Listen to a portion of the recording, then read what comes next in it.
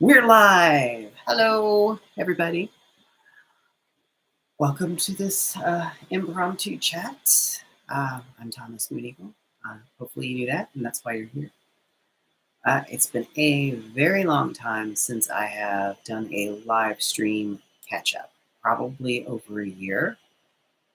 Trying to think when the last time I did this was probably sometime in 2020. Probably. So it's been that long. So if you have, questions or comments, you want to say hi, I can see the chat over there. Um, so I will respond to that. Um, what have I been doing all this time? So I was initially during the pandemic doing a lot of inner work, a lot of meditation, a lot of journeying. And then in 2021, that sort of stopped. I kind of disassociated for a while. There was a lot going on that I considered extraordinarily traumatic in the world. And then also, I had some personal stuff going on uh, with people. I have found out in the last few months, since I've been gone back to teaching in-person classes. I started that last summer, at the very tail end of summer. So I had to get comfortable with kind of being out in the world a little bit. Um, and that was a major adjustment. And I had no idea just how much I was going to be affected by prolonged isolation and then forcing myself to be in a room with people. So that was a whole thing. Um, and yeah, there's just been so much that's happened. Um, And one of the things that happened is that I really changed focus from my business. I focused more on my Patreon, which if you haven't checked that out, I'll put the links down later. But you can find all the links to that on my website, thomasmooneagle.com, if you're interested. So, and that was just like the small community of support that I have. Um, I focused a lot in 2020 and early 2021 on visual art, doing a lot of that, and then I sort of stepped back from that again. It's sort of like I go in, I go out, I go in, I go out, um, and I was hoping even to get like a kiln load done for before the holidays this last year, and I couldn't do it. I just didn't have it. It takes a lot of work for me to fill a kiln. I'm not a particularly fast producer in my studio. Part of that has to do with I don't have the shelf space to be like booking it, booking it, booking it. Um, and the other part of that is that it's hard physical work for me. And two, I have to be mentally all there to create. Um, it takes us just a lot of concentration for me to do pottery, to do work on the wheel. Um, it's not easy for me. It's never been easy for me. Um, but it is something I do enjoy, and I'm hoping as we move into the warmer months, I'm going to get back into that some. What I have been doing is writing. This is notebook number 3. Not my favorite. I prefer the spiral ones. They sit flat when you're writing in them. But I have been writing a lot. Upwards of 50,000 words at this point. I am working on a book, a second book for you all. Now, it's not going to be like my first book because the first book was nonfiction. My second book is actually a book of short stories. Um, and it is fantasy fiction. It's set in a world that I have been creating over the past 2 years, although I started dreaming about it like years and years ago. It's a place called Mistfall. It's really interesting. I like it. I have 3 beta readers that are enjoying the series so far. One day I hope to say soon to be a Netflix series, put that on the cover. I'll just put it out there. Just it could happen. So I have been writing my way through things, and just trying to find a balance. There's been so much uncertainty. It seems safer, then something else happens, resurgence. I have to, step back. But it's looking like things are equalizing. I'm hoping to get out and about a bit more um, as we get into summer. I may even travel. I may teach a workshop. Um, that has been something that's been on my mind. But everything is, of course, contingent. When people ask me what I plans, they're never declarative statements. They're always if then statements. So if things, remain at a particular level of, which I consider, safe, then I will do this. And people ask me all the time, why are you so worried? A lot of my students that I teach are in risk groups, high risk groups. So I've got students that are going through chemo or radiation. I've got students that are old and have other underlying health conditions which up their risk factors. So I have to really consider what I do. I also live with people who have complicating risk factors, so multiple risk factors. So I have to consider that whenever I make plans. And that's nothing new. For those of you that don't know this, we took care of my grandmother for 11 years. She lived with us, and she died when she was 98 at the end of 2018. I can't believe it's been that long, almost 4 years now. Um, and, her health was that way too, where I had to think about what I was doing. Everything I did, has had the opportunity to affect somebody else. And so I'm used to kind of thinking that way. This has just been the next level of that. And, you know, here we are. I had, when this started, I like writing. I always wanted to write a book, and a book of fiction rather than like my nonfiction book. And I still have work to do on my second nonfiction book, but I sort of put that aside for now, um, because there wasn't a clear path for that. And rather than force something, um, I was like, you know what? This is what's calling to me right now. I'm going to write stories. And it's been wonderful. And it's been really healing in a different way, to see that I can, create something and create a whole world and characters, and, have them have these interactions and have them pop up. Because I've gotten to the point in the stories where I'm like, yeah, they're individual short stories. You have to, have to know stuff from the previous ones. It helps. But there'll be a character that I really like, and I'm like, you know what? I'm gonna bring him back for a short cameo in this story, and then we'll road, I'll be like, I really like this. Deserve their own story. And so I'm always like, taking set pieces from one and plopping them down in another. And it's been a different way of creating. And I think it's good for us to experiment with different ways of creating in our lives. And, I always get into an argument with people, they say, I'm not creative at all. But creativity is varied.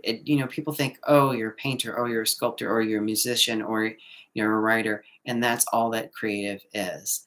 No, teachers are creative. Putting together a lesson plan is creative. Putting together a dinner is creative. So if you can bake, if you can cook, if you can garden, if you can, landscape, if you can do any of that stuff, if you can fix something, that is creative. So I think it's really important that we broaden what we think of when we say creativity. That said, I'm really enjoying writing, except on the days when I'm not. Uh, which some days I get stuck and I'm like, I don't know what happens next, because I'm not a person that plans things, apparently. I just start writing and see what happens. What are they going to do next? I don't know. What do you think they'll do? So that is what I have been working on all this time.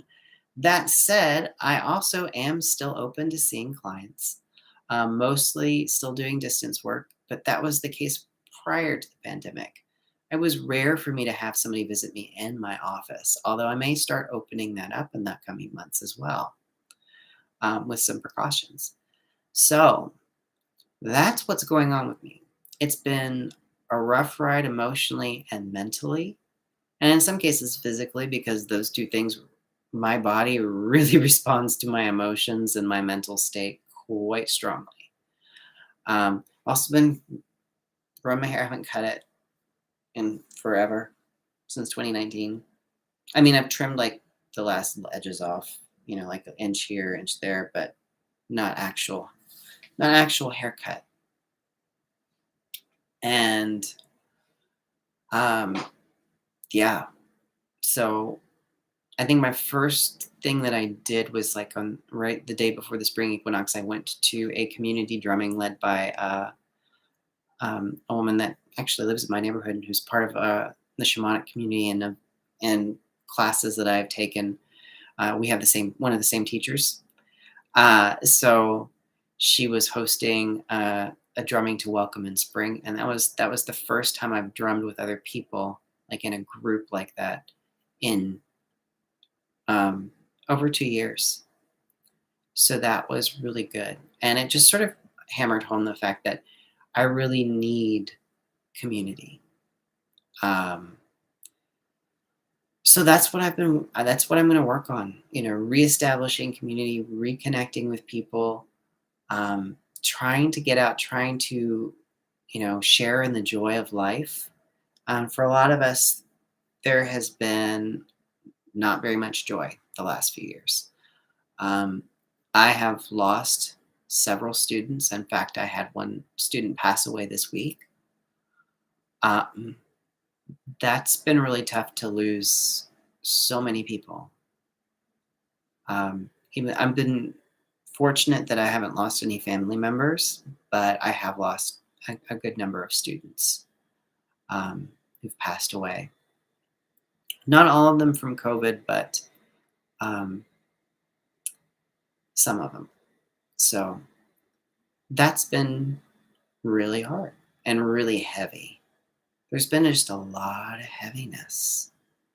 And, you know, you'd think that I would be good about dealing with that considering what I do. But, just like everybody else, I struggle with grief. I struggle with loss. I struggle with uncertainty. Um, to the point, and then, I was like, oh, yeah, that's okay. You're just like everybody else. And at the same time, then I had the voice in my head that gets down on me for like, hey, you're supposed to be, this magic man, shamanic practitioner, you're supposed to be able to deal with this. And I'm like, well, everybody's got what they can deal with and they've got their limit. And, I reached mine. So,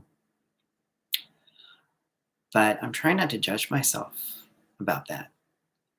Good evening, Scary Harpy. It's been a long time. So thanks for joining in the stream.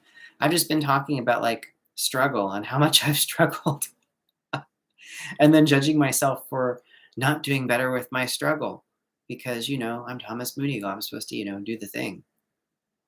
Um, but I think it's helpful to really share that. I haven't been up to sharing much of anything, which is why you haven't seen me on the live streams except for like my Tai Chi classes and stuff. Um, those I can do. I'm like, I can do that. I can show up for Tai Chi. I've done that. I reached my 25th anniversary for Tai Chi practice this year. And next week I get to meet with my Qigong teacher, which I haven't seen in person for over 2 years. And I have enough hours for certification. So we're gonna talk about that. We're gonna practice. It'll be a whole thing. It'll be good. It'll be good for me, probably good for them. They've had their first child this past year, so they'll be happy to get out of the house, I'm sure. So there's just it's I've come to this point where I want to, be very hopeful for what's going on. And at the same time, I'm almost scared to hope. And I know a lot of people feel the same way, where you're scared to hope because we've been disappointed so much. There's been like we get hopeful, we think, oh, yes, things are getting better. And then, they go back. Um, One of the things I forget was that I kept getting messages like this last fall and this and in the winter that there would be good things coming in the spring. And I'm trying to trust that message that good things are going to be coming in the spring. So I hope that is the case for you as well. If you have any questions, comments, something you want me to talk about, or you're curious about, please put them in the comment section. I can see them. They're right over there. Gretchen, these years have been hard on us all. Yes, they have. Although I get really frustrated with people who've acted like there's been nothing going on. And what's wrong with me? I don't know if any of you have had that response, but it's been crazy making for me. I, like many people, have been subject to being gaslit about, the state of things. It's really frustrating. Um, and I'm not going to say what I really feel about that because I don't want this video to be demonetized. um, so, although considering that I have been talking about pandemic stuff and personal struggles and loss and grief, it might get demonetized anyway. So, because, you know, I'm talking about YouTube. Sorry, I should have brought some water up with me. I didn't think I was going to talk this long. So, yes, sometime in the next year or two, new book, fiction. I will give you one hint. One of the stories is a retelling of Little Red Riding Hood from the perspective of the grandmother. Of course, it's set in the world that, I've created, so it's a little bit different. Just a little bit different. Um, and I have like I say, I've got beta readers right now that I finish a draft, I send it off to them, and I would eagerly await their feedback. Like I'm like chomping at the bit. Like I sent that yesterday. Have they not read it yet? Um, because I'm not impatient at all. I'm not on edge. But I'm so, I live for that feedback. And I have 3 beta readers, and one of them knows nothing about the world. I've not really talked to them about it. So they're like the clean slate reader. Another one knows that I've been writing. I talk to them a little bit sometimes when I'm in the middle of the story, but I don't go into like intricacies. Now, the other beta reader is a good friend of mine who initially was going to also write stories with me, but they've been holding off. They've got a lot of stuff going on. And I talk to them and I work out my story problems with them a lot of times when I'm on the phone. And we talk endlessly about the intricacies of this world that I call Mistfall. And it's it's really funny, to have that person just like, oh, I got to tell them about this, and the backing and forthing, and just there there is so much that you probably won't see when you actually read it. Um, but I like having um, those three counterpoints of like different levels of involvement. And it's been interesting to craft something completely ephemeral and have it take on its own life. It's its own form of magic. So language itself is a form of magic. And a lot of magical systems are based on the idea that words have power. Um, and if you think about it, when you read a story, when you read a novel, and just these symbols on a page can conjure a whole image in your head, and you imagine. I don't know about you, but sometimes I'll be reading a book, and somebody will say something, and then I come up, and it's like I'm back, like because I've been someplace else. I've been in a whole nother world, and we can do that with our words. We can do that with language. And we can also use words to heal. We can use words to reinforce people, to lift them up. We can also, unfortunately, use words to put them down and to hurt and to break them. Um, so I always remind people, be careful with your words. Be careful with what you say. You know, be very intentional with what you're saying to each other. You know, sometimes we say stuff and we don't mean to hurt people, but we do, simply because we're being careless. Now, sometimes we're not being careless, and it's just how something hits somebody. And you know, because we don't know other people's stories, we don't know their trauma, we don't know their triggers, and you know, we can be very careful, or I hate to say, you know, too careful, because I've also had, you know, times where I felt like I'm walking on eggshells around somebody to not set them off at various points in my life. And I want to be clear that it's not your responsibility, you know, to do that. I just, you know, but to be intentional with what you're saying. So know what you want to say. Be intentional. Don't just say something just to say it, which is difficult because social media says, yeah, just put that comment out there. And what I've started doing is I've started typing stuff out, and before I hit the enter key, I go look at it, I'm like, "Do I need to? Why am I putting this out there? If I'm just wanting to be seen, no, that's okay, I can just delete that." So, as all the comments that are out there that I have put out there, know this, there's at least 3 times that many that I typed and deleted, um, because I was like, "What am I really adding?" I don't know. So, what's going on with you guys? I've talked a lot. Tell me in the comments what's going on with you guys. Um, I'm writing a book, yay, which will be out sometime. You know, I'm thinking maybe next year, probably. I mean, I've got 50,000 words of it already, which is enough apparently to publish a book of short stories, but it doesn't feel complete to me. So I'm going to aim for more like 70 to 80,000 words, because I've got like 3 or 4 more story ideas I want to trot out before. It just doesn't feel like a complete collection to me yet. Um, so, and I think 2023 sometime is probably fair, because I've just put drafts out. I have not gone back and revised because I didn't want to lose momentum. I realized like I could tinker with the story forever, you know, just, and rather than moving on to like the next idea. So I've just been like moving on to the next idea and kind of noting like, yeah, that section probably needs rewrite. Yeah, that needs to be looked at. But I haven't gone back. That's sort of like when I run out of ideas, like that's when I'll go and revise.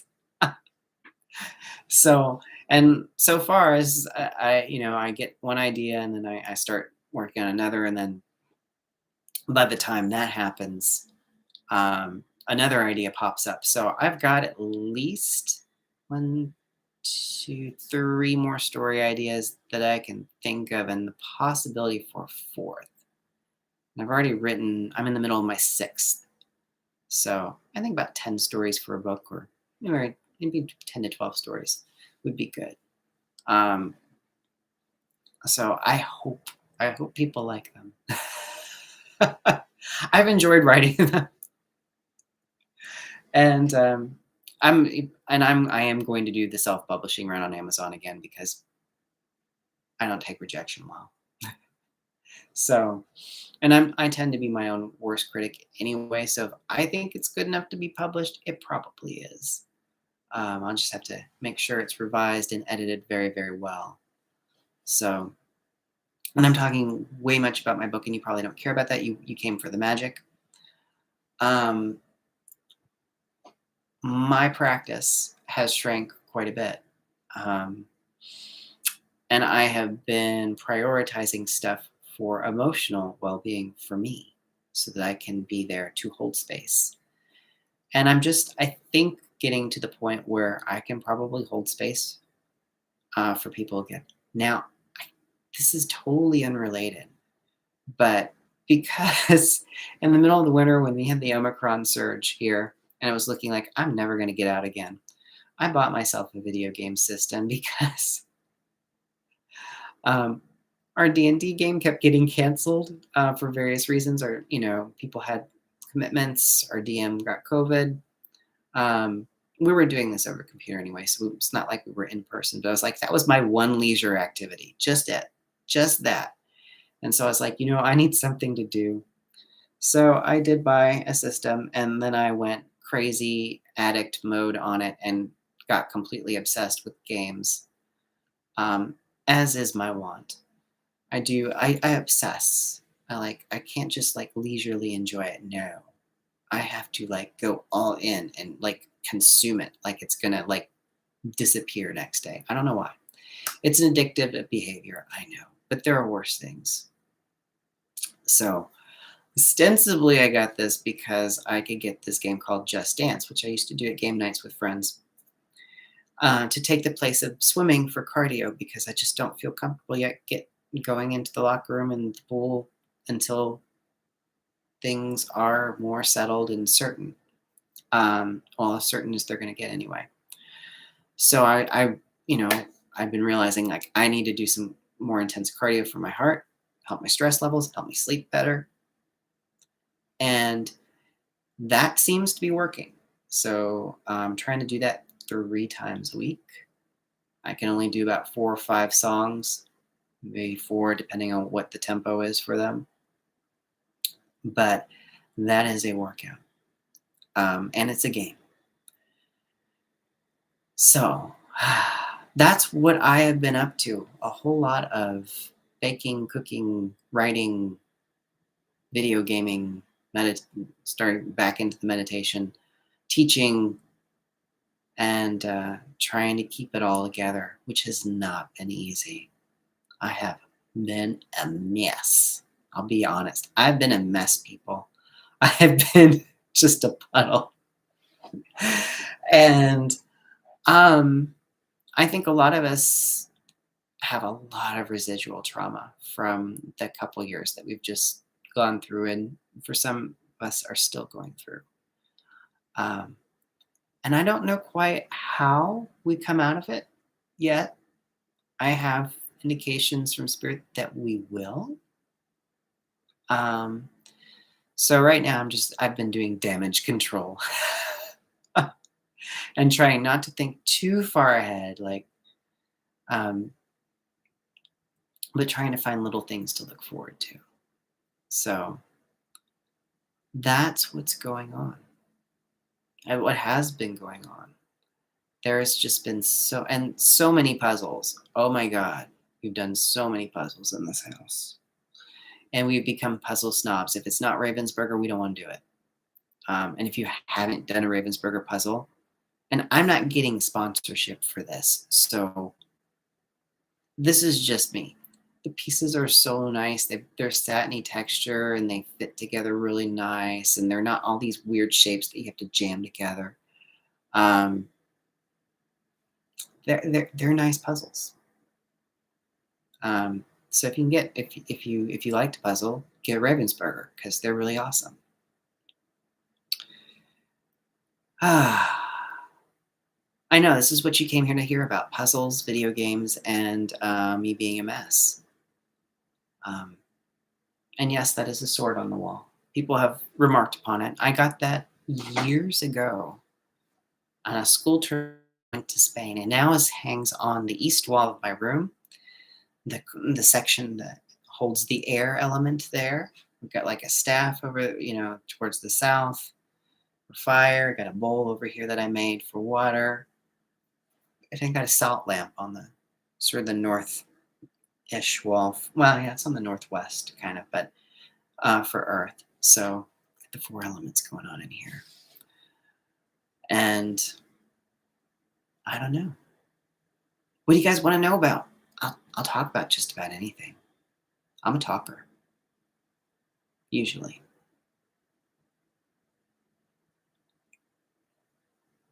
I love it when I get quiet. The view count goes up. the more I talk, the view count goes down. So I don't know what it is I'm saying. And I wish I had more to tell you. Um, I am always open for video ideas. I've had my YouTube channel for let's see, 13 years now, and I always need ideas for like healing and shifting videos. So if there's something you want to see that's not like uber specific, that's just like, just for you, that would just basically be a session for just you and nobody else. I know how you people work. There's plenty of freebies on the channel, but if you're wanting something super duper specific, you need to book a session with me. Well, thanks for tuning in to hear me live, Scary Harpy. And I didn't plan to be on, so the fact that you didn't plan to ask me anything just syncs right up. I mean, I was like, I'm here. I don't have anything else to do. I pretty much finished Hollow Knight. Whoever designed that game is a sadist. So, but it's also really well done. So they're a fancy sadist. I it was clearly designed for people much younger than me. So somebody who's like in their teenage, get lightning fast reflexes. Not somebody who, I'm not going to say how old I am, but I have memories of teenage life, but it was very different then. As was I. So thank you so much for just tuning in to hear me live, to hear me ramble. I don't, I will say this. I've been very disappointed in world events. We'll just put it that way. Both in what's going on overseas, and the tragedy there. I don't want to go into too much specifics, otherwise YouTube will get mad at me. But also here domestically, and the fact that we pretty much stymied any kind of progress working on climate change or healthcare or student loan debt, or I don't know, any domestic thing, anything that would actually help people who aren't billionaires. You might say I'm progressive, maybe. And, that a lot of lawmakers have decided to take shots at vulnerable people and vulnerable groups. LGBTQ, trans communities, women, their favorite target, have really had, just a lot of hate thrown their way. And one of the places that I work got a bomb threat last month. So one of the places I work is the Jewish Community Center. It's one of the places that I teach. And this is the second bomb threat since I've worked there. I started in 2016. And early 2017, we got one. And then we got another one just a few weeks ago. I think 2 weeks ago about. So last week. It's within 2-3 weeks. It was sometime in March. Because we're about to open a new building. So, I don't know. Craziness. Just craziness. But yeah. So I've been, like I said, I have tried to disassociate from the news as much as possible. But I have family members that like watch the news like 3 to 4 times a day, and then they're on their phone. They get that little thing that alerts you every time there's a news alert. And Many times, there's just, like, stuff that we just don't know. So there's never been a meal I have sat through where that alert does not go off. Um, I really hate that alert. So, I've been down, but I'm still here. I'm still doing the work. I'm still doing my Friday ceremonies. Posted one earlier this evening. So, that's what I consider, like, my bare minimum. Like, I might not get anything else done, my spiritual practice with it, but I'm on Fridays, I'm going to work with my mesa and rattle and pray and send that out. And I think that's really important, to have whatever your practice is, have your bare minimum. Like this gets done no matter what. And make it something that you can get done no matter what. And that can be more elaborate when you have more energy or you're feeling it, and can be simpler when it's all you can do is just show up. And that has been, I think that was, I credit my younger self, whenever it was, it's either 2013 or 2014 when I started doing this, to make it simple and just be consistent with it. Do something simple and be consistent. If you can do those things, you can accomplish a lot. And see, I just said do things, and like the viewership just dropped. Um, like you need to do something. Oh, I'm clocking out now. Choose what you want to do. Choose like what your practice is, and just make it something that you can do, no matter how you're feeling, and follow through with it. And there'll be times where you're barely present with it, where you're just kind of, your body's there, you're going through the motions. That's fine. You showed up. You did more than most people. So our 100% is going to look different from day to day. And sometimes it's worth doing something poorly just to do it. Um, Not that my prayer ceremony was poor today. I actually did take my time and sit there and set out the mesa. There's a really pretty picture I posted on Facebook. Um, I really should occasionally, when I do that, make those public on my Patreon too, so you guys can see those. That for those of you that are not on my Facebook, um, which Facebook, oh my God, just it's terrible for us, but we can't look away. It's like, what am I else going to do? I'm just trapped here. Um, and I'm like, what did I do before then? Well, I used to spend time in, chat rooms and stuff like that, and which was just as bad in some way. Well, no, well, depends on the chat room, um, or message boards, um, anything to not interact with actual people, right? Um, it's just, it's so crazy to me that when I was growing up, we had none of this. Any interaction that you had to go and seek out. Um, And there were good things about that, and there were not so good things about that. So sometimes, the internet can help us find, just a low risk zone to express ourselves.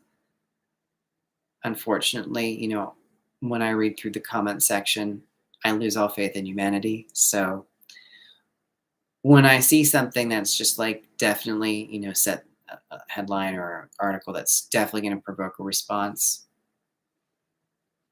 I try to remind myself, love yourself enough to not read the comment section. Now, with my YouTube channels, that's different. When I get a negative comment, I rejoice because that means that my viewership is up and I'm reaching into places where I normally wouldn't even be seen. That said, don't just leave a nasty comment just that I think that, because that's really mean. Uh, but There is a video that I would often watch, which I haven't had to watch because my YouTube numbers have not been great because the algorithm is constantly shifting it. I I just can't care to keep up with that anymore. It's just too much work to always be on top of this. Oh, and put out this much content. I'm like, if I put out content, and granted, I'm not saying that this is scintillating or anything. I want it to be good. This is a catch up. This is like because I haven't done this for a while. So this doesn't have to be special. It doesn't have to be like insightful or anything. I'm just chatting with you guys. I'm just telling you where I've been and what it's sort of kind of like in my head. It's not been fun. Um, but people say, oh, you should get on TikTok and put stuff on TikTok. I'm just like, I just can't be that insightful in little snippets. Um, I just can't. I can't keep up. You know, I can't put up mindless dribble that's just going to be buried in the feed. I just, my heart's not in it. What can I say? If I put out a video, I want it to do something. This is actually the visit with you and whoever's watching. Uh, it's just a visit and a catch up and kind of like a heart to heart sort of thing. And then my other videos are either instructional for my Tai Chi channel or they're the healing videos. And I don't put a bunch of those out. I maybe put one a month out for each of those. And I want them to be good. Whereas they're like, you need to put out a video every 3 days or something to like keep on top of the cycle. It's like, I just don't have it to spew out quality content like that. And if it's not quality content, I don't want to put it out there. So that's why there hasn't been as much stuff out there for me. I've been writing. And eventually that content will be out there. Um, so I've been, saving my quality content for my monthly videos, my instructionals, my live stream classes, um, and then, for my Patreon stuff because I do like monthly healing teleconferences with those folks, and for my premium members, I do like an individual like 10-minute session with them every month. Which I need to schedule some folks for that because I don't want to be like running at the end of the month like, oh, gotta get you in, gotta get you in. I'm like, I gotta check that off. Make sure I deliver all my rewards, all my perks. I hate that. Like we're like, I'm not gonna get it in. No, and mostly the folks that are in that wouldn't really care. They'll just like, we'll get it next time. But I care because I'm like, you're giving me this money. I feel like I gotta perform. Um,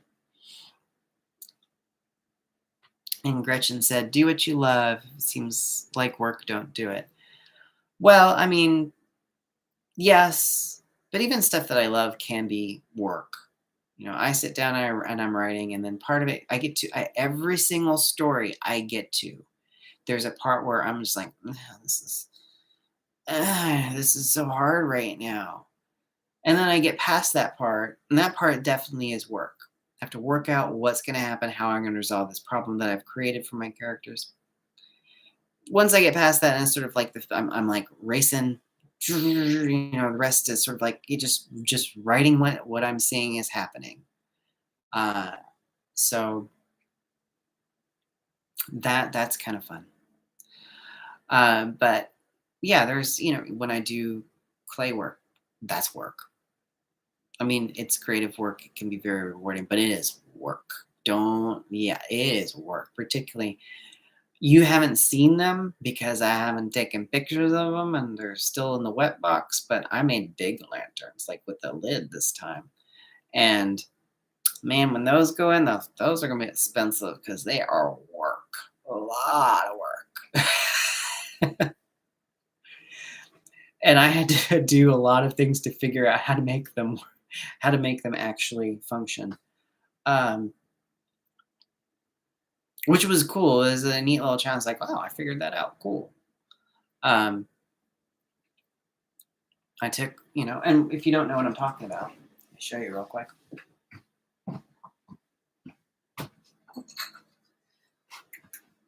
So in 2020, I made like these kind of lanterns. Now the problem with these, as you can see, get this nice little drip here. And, I had to leave that open and then create a whole nother thing for it to sit on, which is unwieldy and inelegant.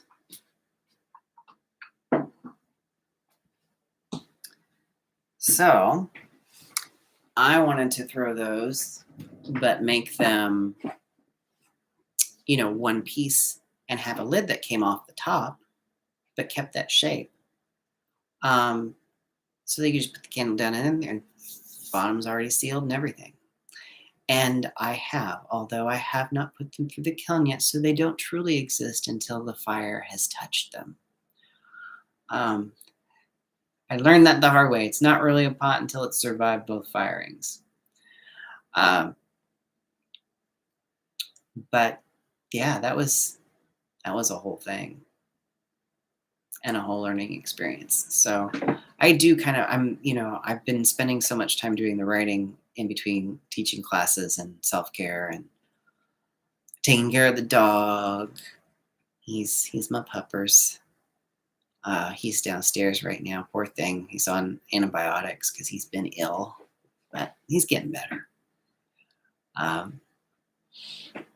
And it's just amazing to me how much just like time just flies by, particularly if I'm on social media. It's like a time suck, man.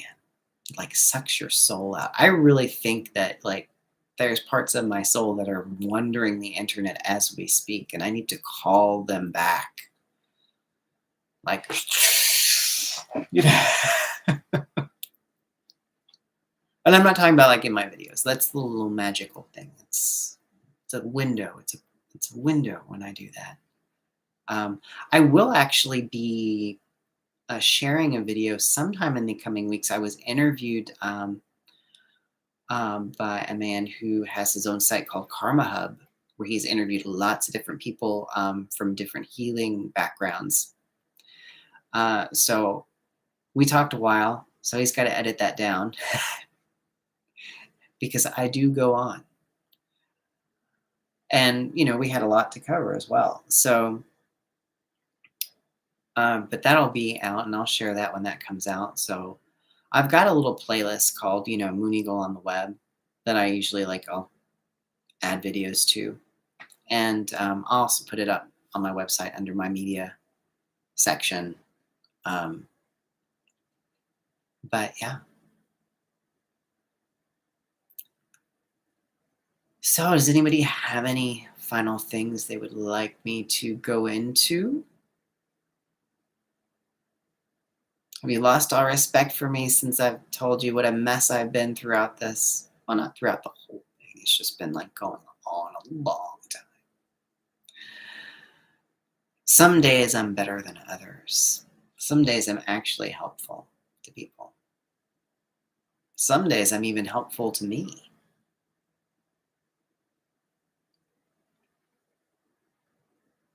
All right, well, if there are no more questions, comments, these have been really rough years. Yes, they have been. And hopefully the roughest we'll ever see. Knock on wood. That we have come through the storm and that smoother sailing is ahead. We can hope. We can dream. We can wish. And hopefully we can create together. So, until next time, peace and blessings.